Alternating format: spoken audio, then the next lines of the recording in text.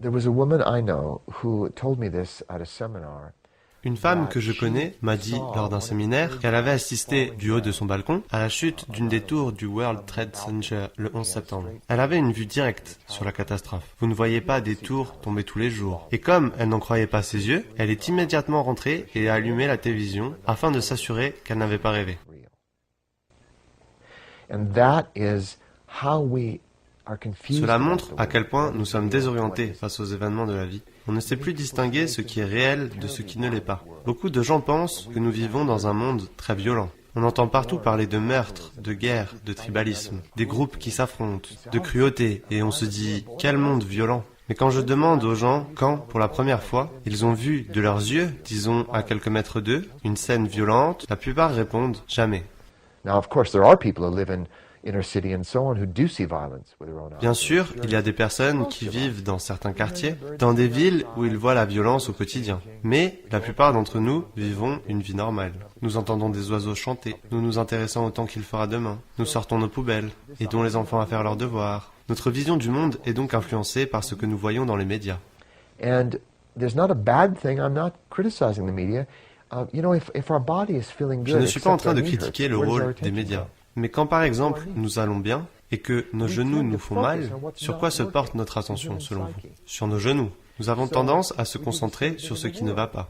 C'est ainsi, ça fait partie du psychisme humain. Et nous faisons de même avec notre vision du monde. Il y a des milliers et même des millions de bonnes actions, d'actes courageux, des preuves de gentillesse à travers le monde. Mais nous ne retenons que les meurtres, les kidnappings, exactement comme nous le faisons avec cette partie du corps qui nous fait souffrir. Le problème, c'est que l'on se met à penser que le monde est mauvais. Mais c'est une idée déformée de la réalité. Bien que ce ne soit pas de façon volontaire, mais simplement la façon dont notre monde et notre psyché fonctionnent. Il est donc important pour nous de regarder le côté positif également.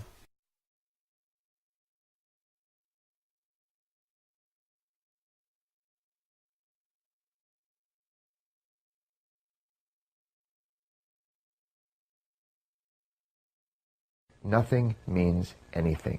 It's all mystery. We know Rien n'a de nothing. sens, H.L. Mencken tout est once mystère. said, Nous ne savons rien. H.L. Mencken a dit un jour, nous sommes ici et seul le présent compte.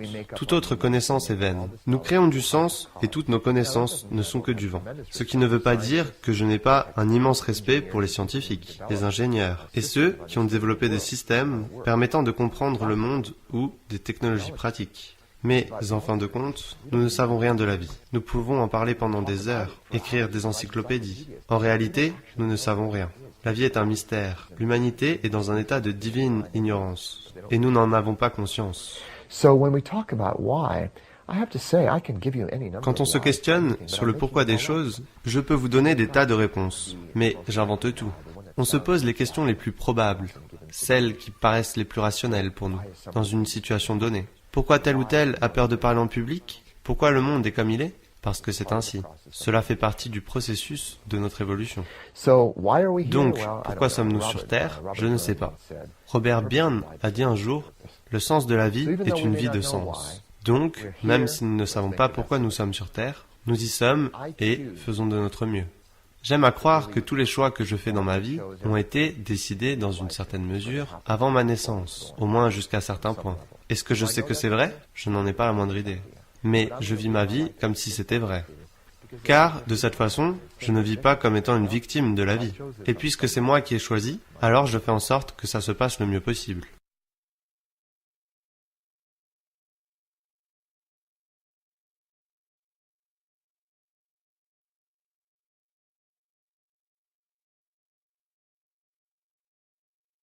fate or free will?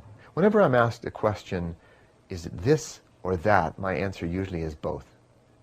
Because that reflects life. Destin ou libre arbitre. Chaque fois que l'on me demande de choisir entre l'un ou l'autre, je réponds généralement et l'un et l'autre. La combinaison des deux reflète en effet plus fidèlement les dichotomies et les paradoxes de la vie. La prédestination s'applique à beaucoup de domaines de notre vie. J'ai écrit un livre intitulé « Votre chemin de vie ». Et dans notre vie, la prédestination n'est pas totalement absente. Par exemple, la plupart d'entre nous sommes destinés à vivre sur la planète Terre ou à naître homme ou femme. Je sais bien que nous pouvons voyager dans l'espace. Mais pour la plupart d'entre nous, certaines choses sont prédestinées. Nous naissons avec une certaine taille, en raison de nos prédispositions génétiques. Si nos parents sont petits, nous avons toutes les chances d'être comme eux.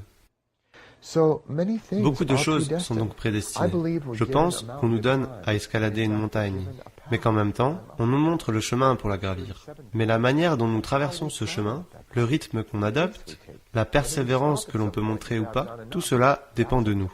On nous donne donc un jeu à jouer, mais la façon de jouer ce jeu relève de notre libre arbitre. Je crois vraiment que nous avons la capacité de choisir et de façonner notre vie librement. Je pense que notre vie n'est pas le fruit du hasard, mais qu'elle est déterminée par les choix que nous avons faits dans notre passé. Et les choix que nous faisons aujourd'hui influencent en grande partie le monde dans lequel nous vivrons demain. Je crois donc fermement au pouvoir du libre arbitre. J'ai écrit un livre que j'ai intitulé « Les 12 portails du développement personnel ». Et j'ai appelé un de ces portails « La réaffirmation de notre libre arbitre », qui peut être considéré en quelque sorte comme un des 12 examens que nous devons réussir afin d'obtenir notre diplôme, pour ainsi dire. C'est un domaine très important dans notre vie. Donc, tout en sachant qu'il y a des choses prédestinées dans ma vie, ma taille, le fait d'être un homme et pas une femme, ma présence sur Terre, tout cela je l'accepte et tente d'en retirer le meilleur. Mais j'ai un champ de liberté à l'intérieur de cette prédestination, en termes des choix que je fais et des décisions que je prends. Vous connaissez ce vieil adage qui dit qu'il existe 3 types de personnes. Ceux qui agissent, ceux qui regardent et ceux qui se demandent ce qui s'est passé. Donc, la façon dont nous vivons notre vie, soit en tant que victime ou soit en tant que spectateur, acteur, figurant, scénariste, réalisateur ou producteur de ce film qu'on appelle notre vie, tout dépend des décisions que nous prenons et des actions que nous entreprenons.